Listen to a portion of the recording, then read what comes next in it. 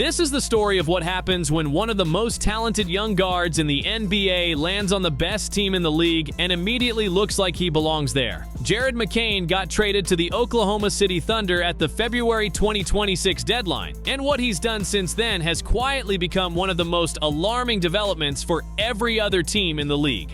Start with the numbers, because the numbers are the whole reason we're talking about this. Over his last 4 games as a Thunder player, McCain put up 14 points per game on 50% shooting from the field and 50% from 3, knocking down 9 of 18 attempts from beyond the arc while playing just 21 minutes a night. Those aren't role player numbers squeezed out against weak competition. Those are numbers that most starters in this league would take without hesitation.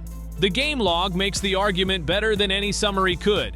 On February 21st, his 22nd birthday, McCain went 7 for 12 from the field and 3 for 6 from 3 against the Brooklyn Nets, finished with 21 points and 4 rebounds, and helped OKC roll to a 105-86 win. What made it even more striking was that 21 points represented his highest single-game output since December of 2024, and he delivered it in a city he'd been living in for less than 3 weeks.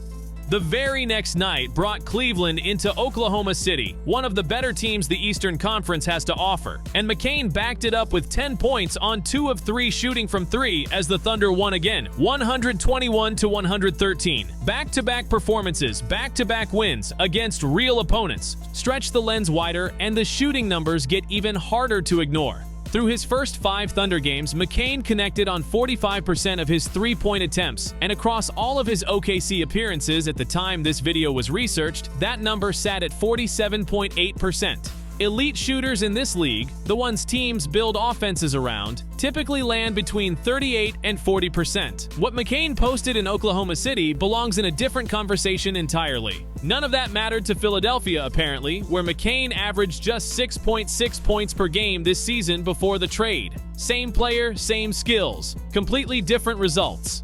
The Thunder didn't just acquire Jared McCain, they switched something on.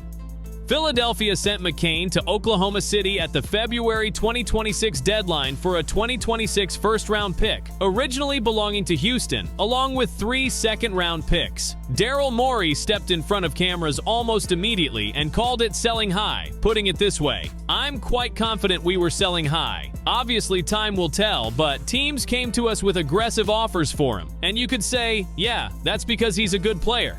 Time is already telling, Daryl. To be fair, Morey's reasoning wasn't pulled from thin air. McCain had undergone UCL surgery on his right thumb back in October of 2025, which cost him playing time and left his role fragile by the time the deadline arrived. Rookie VJ Edgecombe had absorbed his minutes. The backcourt was crowded with Tyrese Maxey and others, and a first-round pick still carries real value depending on where Houston ends up. The trade made sense on paper. But here's the thing. What Morey didn't price in was what McCain would look like the moment a winning organization handed him real minutes inside a system designed to create clean looks. Finding out about the deal wasn't exactly a smooth moment for McCain either. Word reached him on the team bus heading to the airport, and Maxey was the first person he told. His own description of that moment was, "I had no feeling. I didn't think it was going to happen, to be honest. It was pretty emotional." He left Philadelphia with tears, arrived in Oklahoma City, and then started doing what the numbers show. The timing of this trade, when you lay it all out, borders on unfair for the rest of the league. Oklahoma City owned the best record in the NBA when the deadline hit, 40 wins and 11 losses, with a defensive rating that ranked first in the league and a net rating of plus 11.7, also tops in the NBA. Calling them the best team in basketball isn't a stretch. The numbers back it up at every level. And yet, when McCain arrived, the backcourt was in pieces. Shai Gilgeous-Alexander, the reigning MVP, was sitting out with an abdominal strain, Jalen Williams had a hamstring injury keeping him sidelined, and AJ Mitchell was out as well. 3 key players gone, and the door to real minutes swung wide open for a player who had barely played in Philadelphia. What nobody expected was how naturally McCain would step through it. Over a 5-game stretch without their top players, OKC went 4-1, leaning on their depth and getting real contributions from their newest addition. Coach Mark Daigneault described the adjustment this way: "He's functional and respectful of the fact he's joining a team that's had a lot of success together. But at the same time, he's confident. He's not sitting around and admiring the team. He's a part of it." No awe, no hesitation. Just a player who knew exactly why he was there and went out and proved it.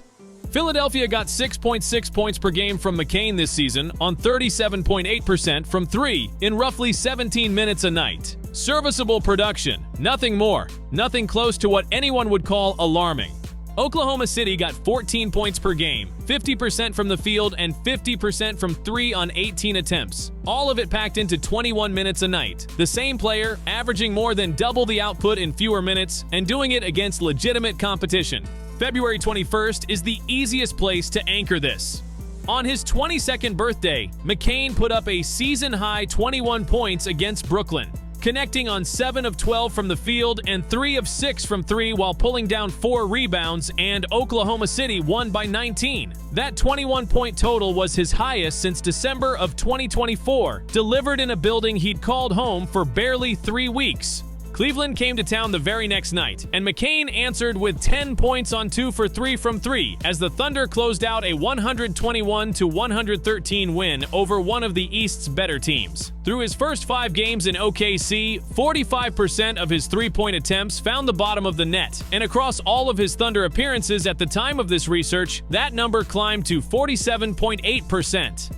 The elite tier of three-point shooters in this league lives around 38 to 40%. What McCain put up sits in a completely separate category. The contract alone should make other front offices uncomfortable.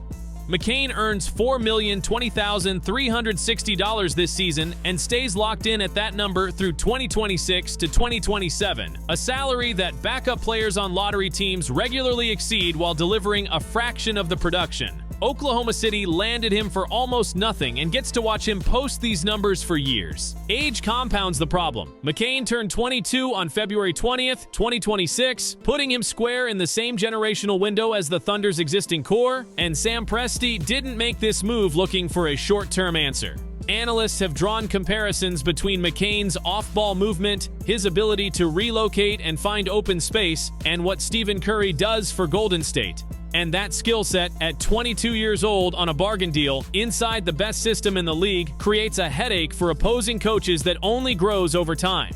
But here's the thing that makes the math really ugly for everyone else. None of this has happened with Shai Gilgeous-Alexander and Jalen Williams healthy at the same time. Picture that lineup fully assembled, running at full strength with a shooter knocking down nearly 50% from 3 operating alongside the reigning MVP. Defenses face impossible math. Shade off McCain to bottle up Shai, and McCain buries an open 3. Switch onto him early and Shai has a clean lane. Go under screens on him and he gets the look he wants anyway. There's no clean answer to the equation Oklahoma City is putting together. The honest question sitting underneath all of this is straightforward. What happens to McCain's role when Shai, Williams, and Mitchell all come back healthy at the same time?